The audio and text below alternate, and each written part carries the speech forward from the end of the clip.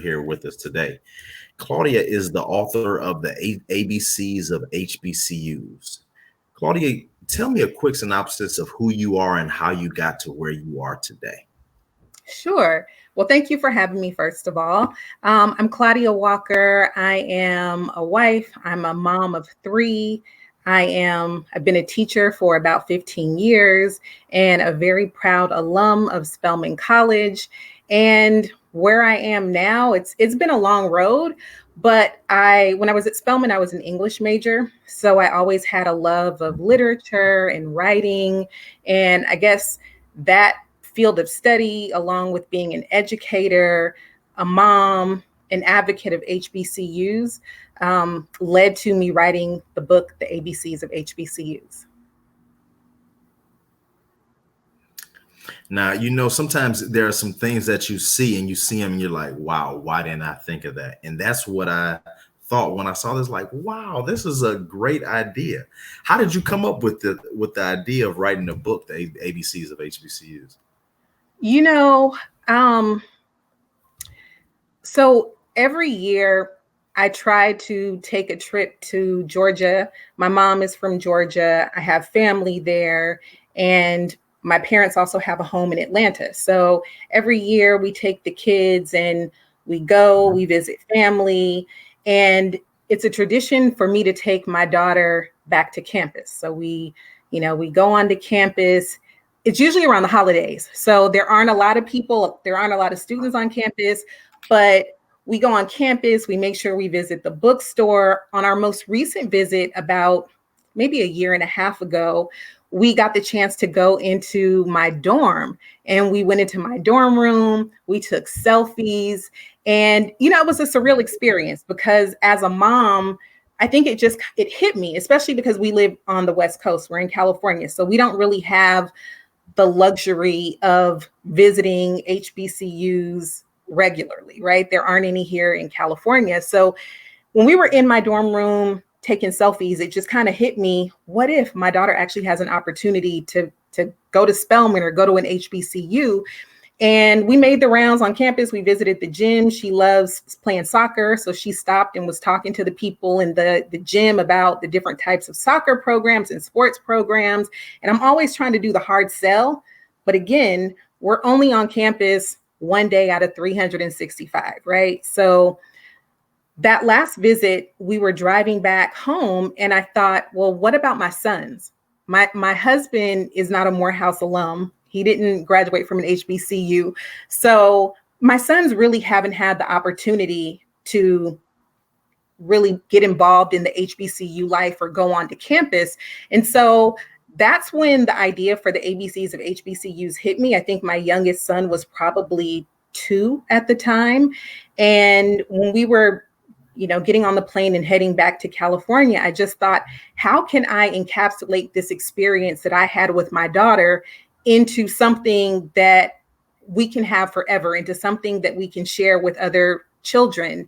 And I really wanted it to be an HBCU college tour. When I was in high school, I had a chance to do one of the Black college tours where we went and visited college campuses. And I thought, what if I could create something that actually gave that experience from A to Z to young children? And so that was really where the idea came from. Nice. So you had the idea of it. What was the first thing you did? Did you just go and write it down on paper saying, hey, this is how I'm going to do it? Did you say, let me look and see if there's anything out there? Did you say, I wonder how I would get this manufactured? Did you say, oh, I have someone that's an illustrator I'm going to work with? How did that process go? For me, it's always, does it exist? I come up with tons of ideas, and I always try to do research to see whether it exists, because I don't want to get halfway into a project or have something completed and find out that it actually exists. Because if it existed, I would have just bought the book, right, for my kids and shared it with them. So that was the first step. And then the next step was trying to get down as many ideas as I could. So I knew that I wanted it to be an ABC book, but I didn't want it to be as simple as, A is for Alabama A&M and then move on to the letter B, right? I really wanted it to be narrative. I really wanted it to not just be about the schools, but about the history of the schools and the history of the people who attended the school. So after that, I then had to delve into the research because I didn't know everything about, the different HBCUs that exist. Right. Makes sense. If you had to, this is kind of off topic a little bit, but it's on topic. If you had to guess what three HBCUs your kids would go to, what would you guess that each of them would go to? Just by looking at their personalities now. Oh, wow. Huh. That's interesting. So I would say my daughter, obviously Spelman. Do you want me to pick three for each of the kids or just or one for each kid? One for each kid. Okay. So for my daughter, I would have to say Spelman, but I would say that, Wiley is the home of the great debaters, and my daughter is an avid debater. So that might be the place for her. My son, I was just doing some research the other day about vet programs. He's really into animals. So I hear that Tuskegee and FAMU have vet programs. So he might end up at one of those.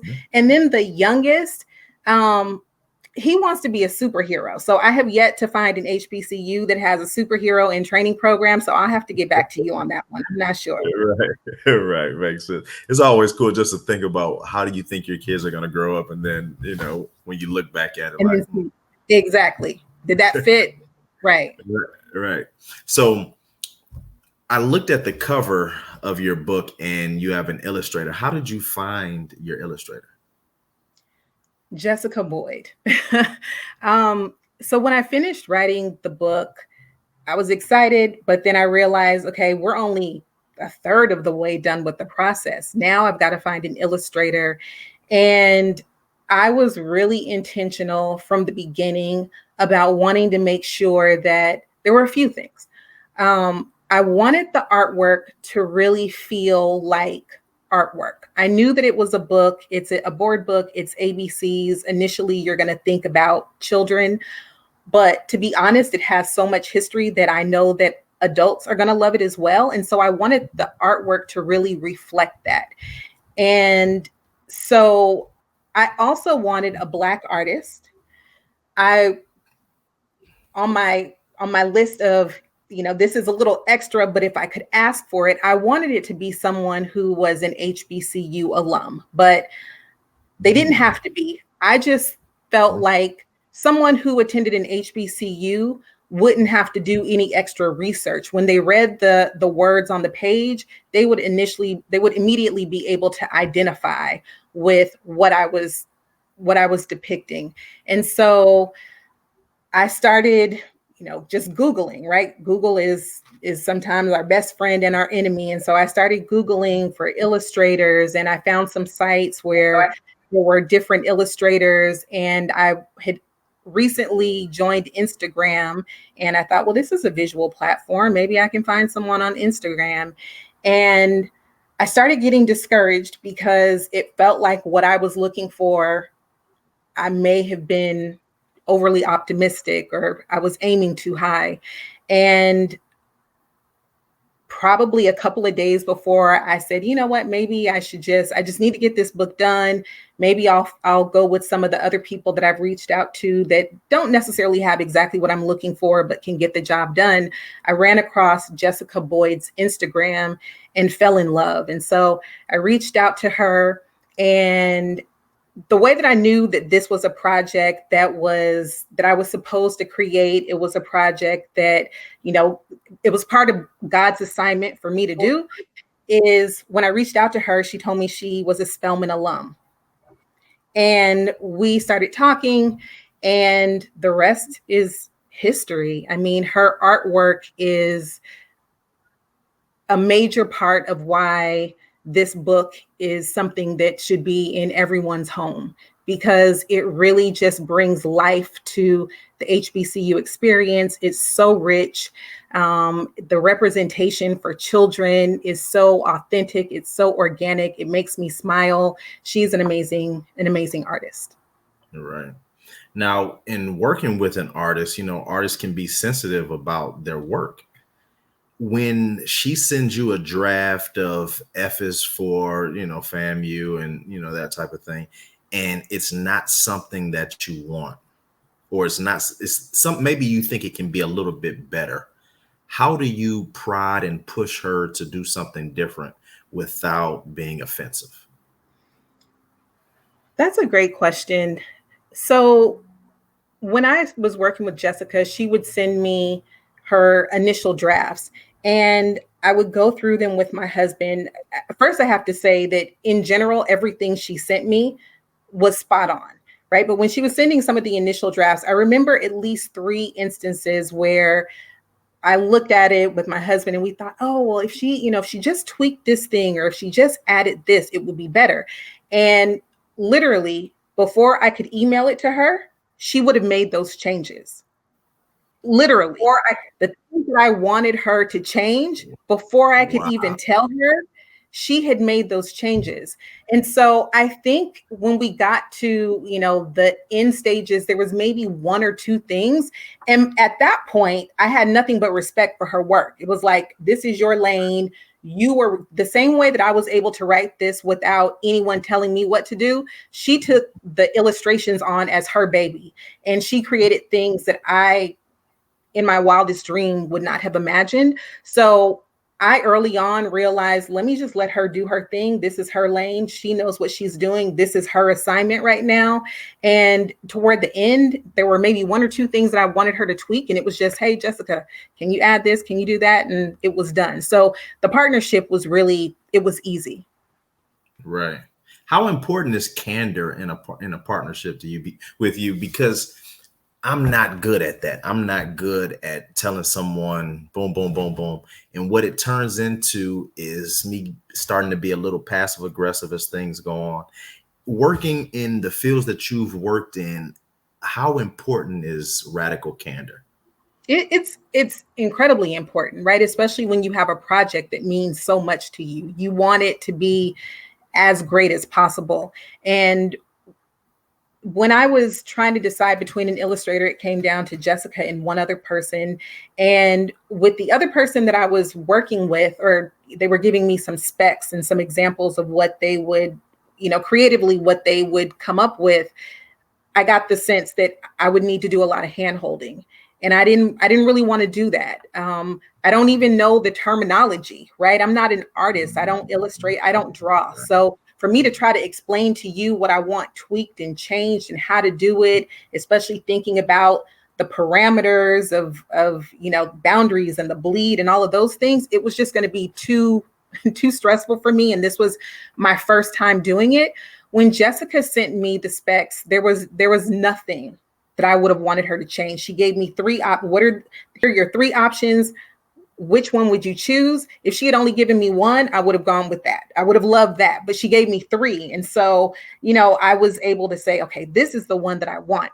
But apart from that, it's not just illustrations, it's deadlines, it's just the compatibility. And so I do think it's important. And I'm learning as a businesswoman that it's important that you speak up, right? So that you can make sure that your expectations are clear. And that's something that probably should happen ahead of time, where you're talking about your norms and the things that work for you, the way that you creatively, right, work best. And so it's something that I'm learning, but I think for this particular venture, we were able to just work really seamlessly, and it's been a great experience.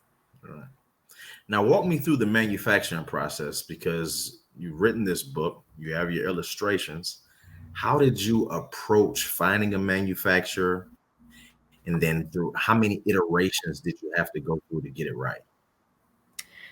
So I'm a bit of a serial entrepreneur. So I have about 2 years ago, I started up some other businesses where I started um, doing work with manufacturers overseas.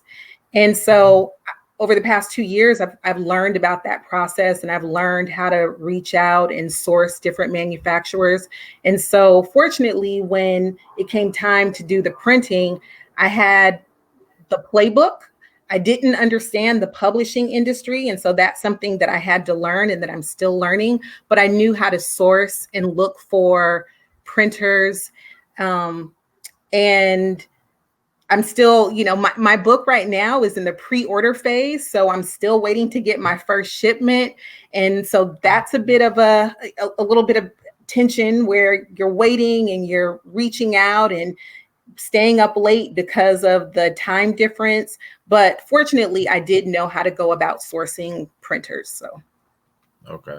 So how do you? Because I know that can be a hurdle for anyone that maybe want to do this in the future. Like, how do you source it? Like, do you go on Alibaba and do you look at the reviews? How do you do that? yeah. So Alibaba is the site that I use. I look for trade assurance. I look at their reviews. I Yeah. identify different printers that I'm interested in. And one thing that's really important for me is communication. So if it takes a long time for you to communicate, or if communication isn't very transparent, then I immediately cross you off of my list. But once I identify people who are really good about communicating in a timely manner, then I start looking at their pricing. And then I get samples. So they'll send me samples of their work so that I can see the quality of it, because sometimes it's not just about the price, it's about the quality of what they're producing, and looking at turnaround times. How long does it take you to actually print? And then what about shipping? So I look at all of those things, and ultimately it just comes down to that feeling of partnership, right? The person who seems to really be looking out for you in terms of getting you the best price, in terms of making sure that they're communicating about what the next phase is and what they need from you. And whoever feels like, if the price is right and the communication is seamless, then that's usually the organization or the company that I tend to go with.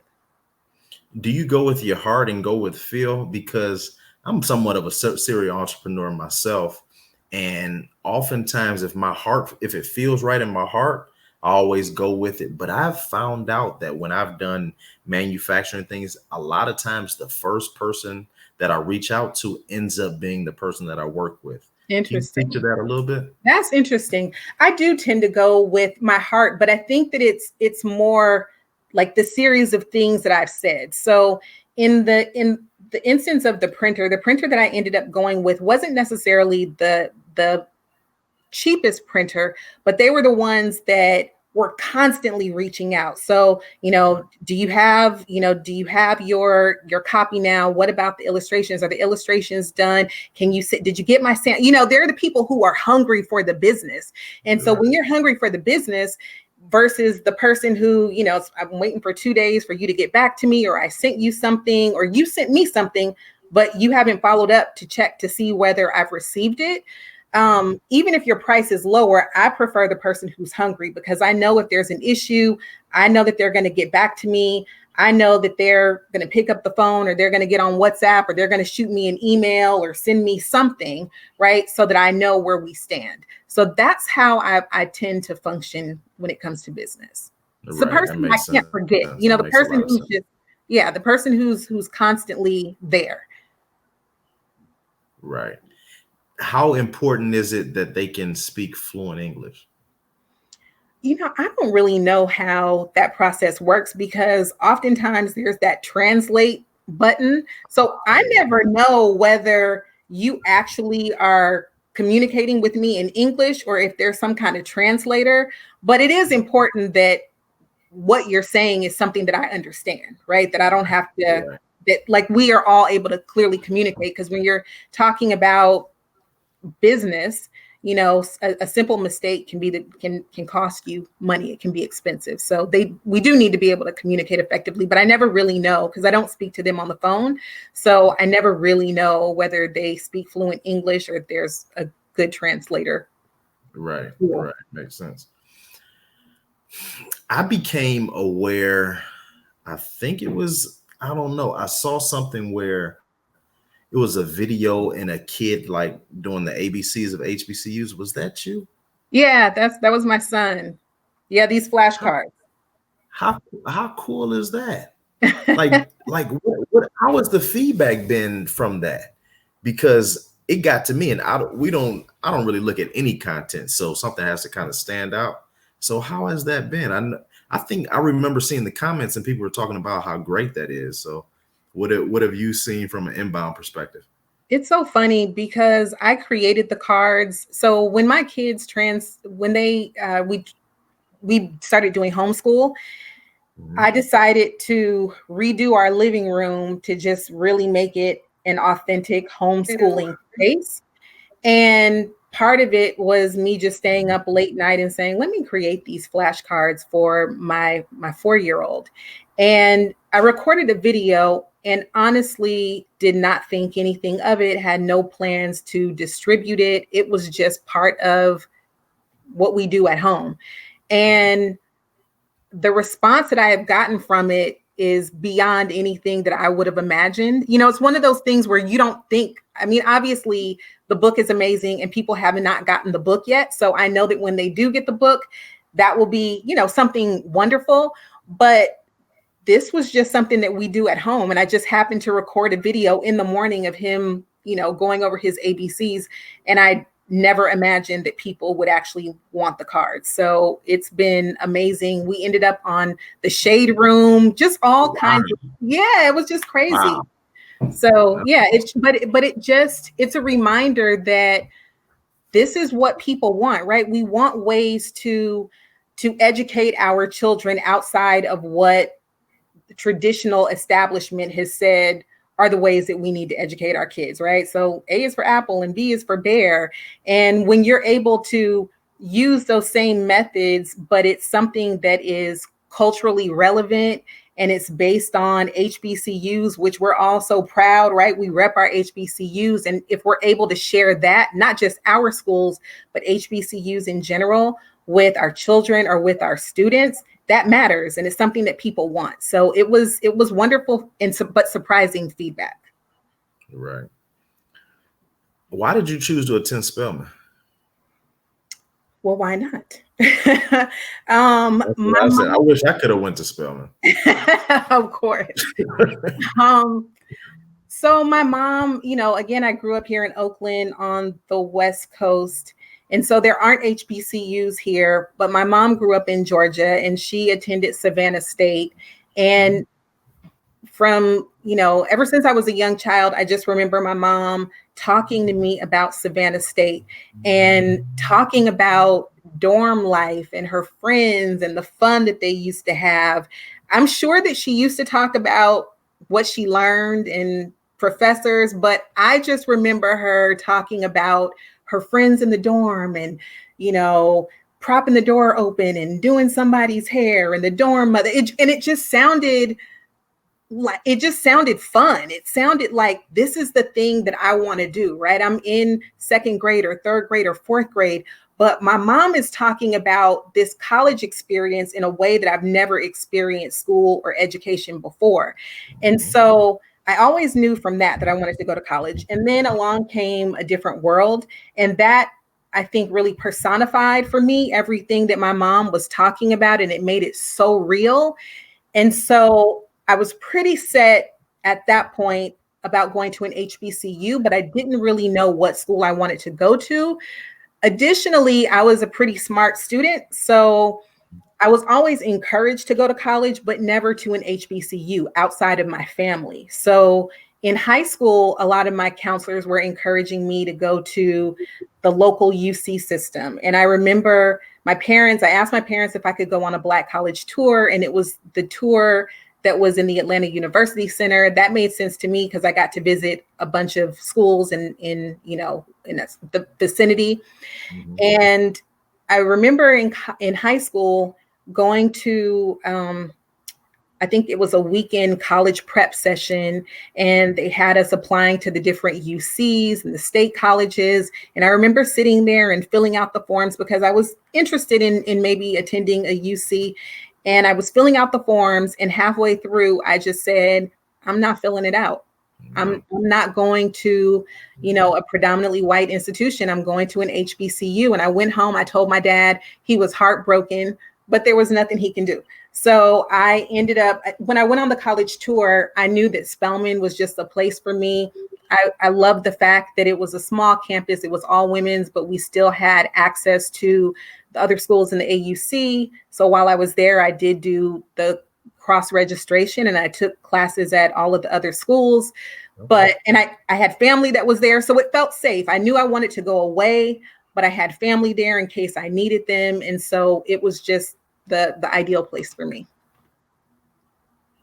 Speak to that a little bit because a lot of kids and and a lot of times some women, they can be a little scared to go away for school. Speak to how it made you expand your horizons and how many different new people that you met freshman year that you're still cool with to this day. Speak to that a little bit. It was one of the best experiences for me. And again, I think it was my mom just pouring into me and talking to me about experiences going away. And my mom always said, you can always come back home. But if you choose to, I think that you should go and explore. And I was just that kid who, felt like I just want to go away. My parents weren't incredibly strict, but I think as, children, especially teenagers, you want to get away. You want a little bit of distance, right? And so I knew that I wanted to go away. I think when you leave, it's different than being 15, 16 at home thinking if I just lived far away, I could do whatever I want. You're right. Once you get on campus and your parents leave, you're like, I don't know, maybe I should go back home. I kind of miss them. But Right. it taught me so much about resilience. It gave me an opportunity. I think if I lived close to home, I would have that cushion of going back home on the weekends, right? Yeah. And not getting a chance to meet so many of the young women that I met and not getting a chance to form those deep relationships. And so I work at a high school now, and I always advise my students, if you have an opportunity to, you should get as much distance as you can, not because you don't love your family, not because you don't love where you're from, but this may be the one chance in your lifetime that you get to really explore and, to go places and meet people that you otherwise wouldn't have. And so that, I think that really gave me a love of traveling and realizing that I can keep traveling and I can always go home. Right. Right. Makes sense. What makes Spelman so special? Spelman is always the number one HBCU. Is it the students that they recruit? Is it the faculty? Is it, I know the answer is all of that, but if you had to pinpoint a couple things that really make Spelman so special, what is it? Because I think when I was 15 or 16, I used to go down to Morehouse and I had a cousin at Morehouse. And I used to be on Spelman's campus and I used to tell him I was like 19 years old, a college student at Ohio State. And it was like, it's about the air on Spelman's campus was just different. Yeah. It's something about, what is it about Spelman that makes it such a special place? Yeah, you're right. I mean, it's all of those things, but I really do think that it is the culture that's created by the young women on campus. And it's not just the women on campus, but it's the history, right? It's understanding where the school began in a church basement. It's understanding that there were women who just wanted an opportunity to read. And it's a unique place because you have all of these different women who are high achieving women, who are all part of the African diaspora, who are coming together for a shared experience because we have a shared experience as women of African descent, and we know that we're also very different, right? And so I think the thing that was so amazing to me about Spelman is people look at HBCUs and they say, "Oh, well, there's no diversity because, you know, you guys are all Black," right? Which is not true. But then Spelman goes a little bit deeper. It's not just you know, do you have students that are part of the African diaspora, but they're all women. But then you get there and you realize that we all have such different experiences, and that creates such a rich experience for the women on campus. And another thing about it is that we really do get a chance to delve into the struggles and the strengths of being Black women. And when you're able to really delve into that and study it from your own personal perspective and from other people's experiences and perspectives, you can't help but leave as a better woman, right? Who wants to do their part in changing society and impacting society and lifting other little Black girls, you know, that may choose to or not, but that may choose to or not choose to attend Spelman, but in some way, we're all going out into the world trying to make our impact. Right. How much of a direct correlation is writing skills and oratorical skills? I don't know. That's a good question. I don't know. So I love both. I love writing. I can tell. That's what kind of sparked the question. I can tell. Yeah, I don't know because I do think that I'm part of, I think, a small minority of people who likes public speaking. I think that there are a lot of writers who are introverts, and writing is their way of really expressing themselves to the world, but they would choose not to read or speak publicly. So I'm not really sure how connected they are, but for me, it has been a lifeline. For me, I love reading, I love writing, and I love speaking. But I also think that part of it is kind of genetic. I mean, I grew up, like my grandmother was an orator. My mom is, I grew up in the Black church where, you know, they like, girl, get on stage, say something, do something. So, but I think it can be learned as well, but I don't know how closely related they are. Can a great writer, does a great, how can I put this?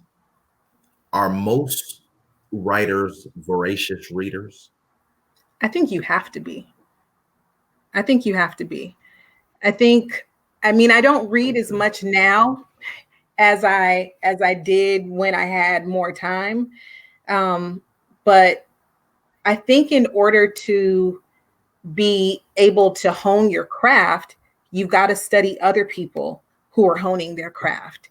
And I think that the love of writing comes from a love of reading, right? Because ultimately you're writing usually, unless it's just cathartic and you're writing to just express your emotions, usually you're writing because you want someone to read what it is that you have to say or read a story that you've written. So I do think that you have to love reading in order to be a great writer and in order to hone your craft. Right. Were you a writer as a child? I remember writing stories with my friends, you know, at recess, we'd write about what our lives were going to be like, or we'd write about, you know, fifth grade tales. So I did enjoy doing that. I enjoyed writing as a child, but I think if I think about my writing career from childhood until now, more than it being a story, it's been about a critical analysis.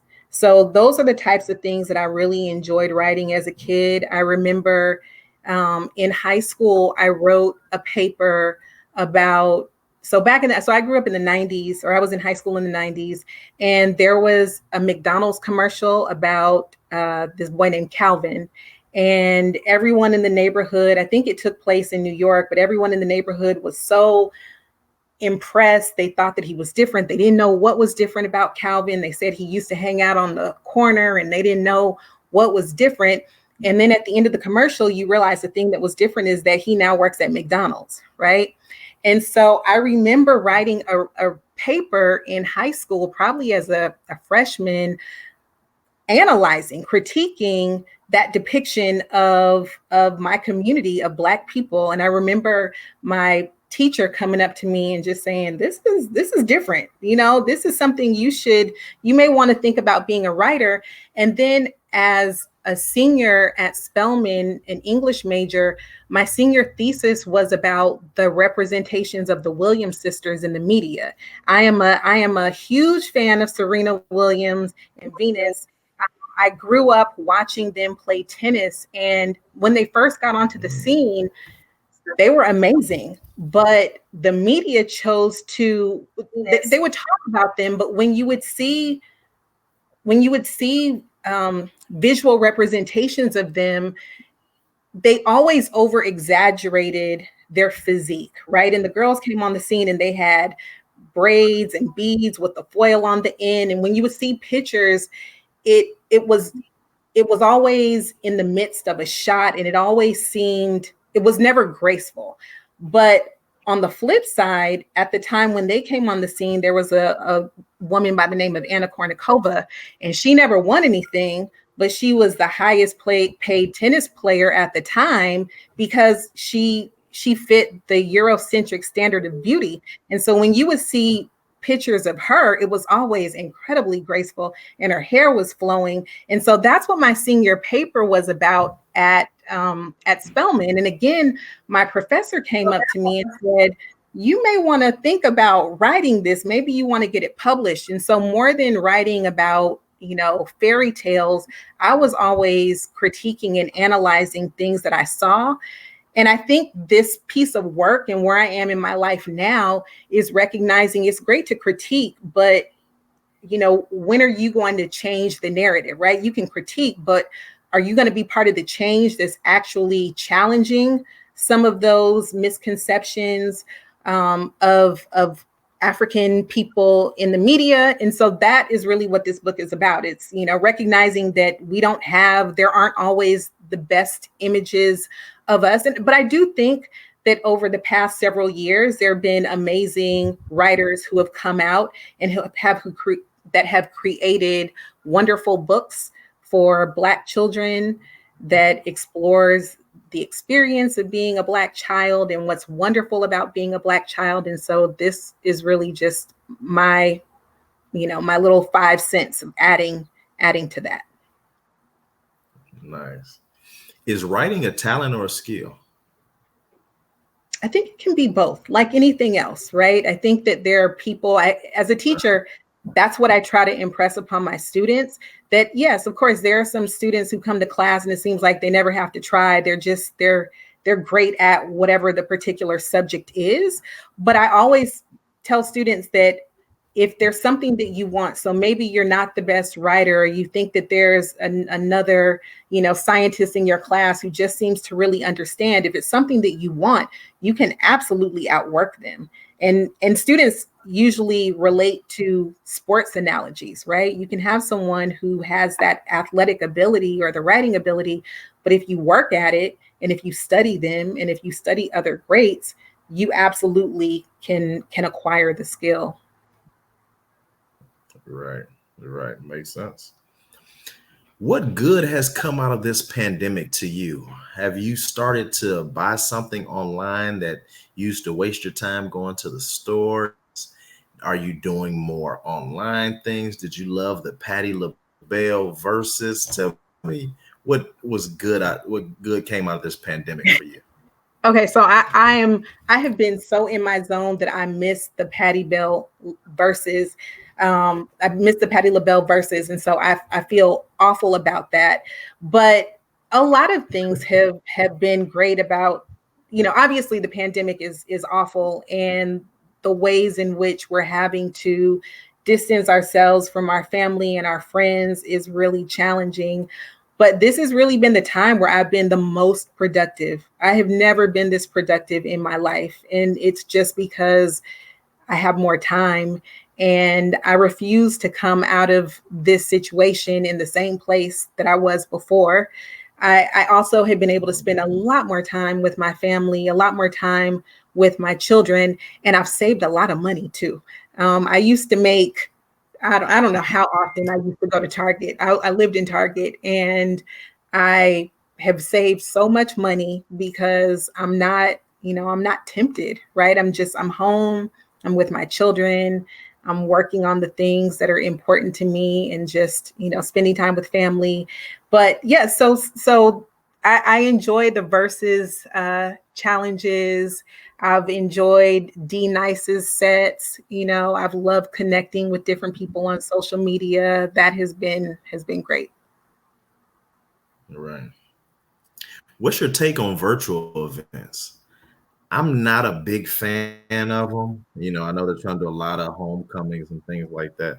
I'm just not a fan of them. What's your take? That's just personally. Business wise, different. How do you feel I, about the virtual well, events?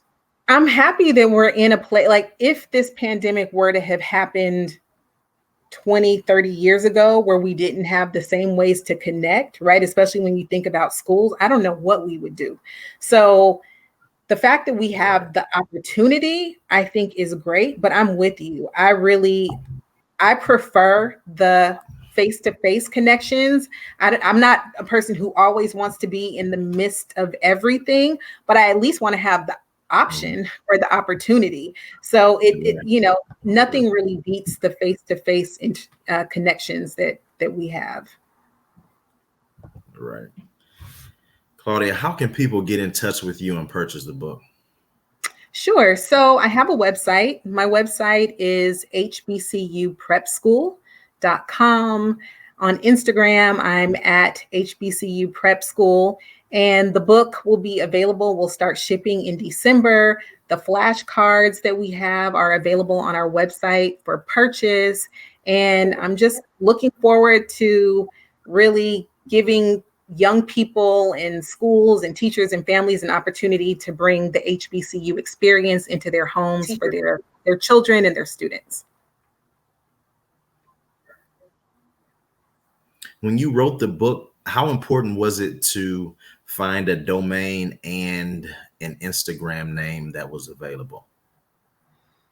It was important. I didn't think about it initially. I was just focused on writing the book. But once I finished with the book, I definitely wanted to find something that went beyond just the book. I knew that I could have purchased a domain name that was the ABCs of HBCUs, but HBCU Prep School is a publishing company. And I know that there's a lot more. I have a lot more books that I'm working on, a lot more concepts. And so it's bigger than just the ABCs of HBCU. So I wanted something that would be, an overarching brand for the works that are to come. Right. That makes sense.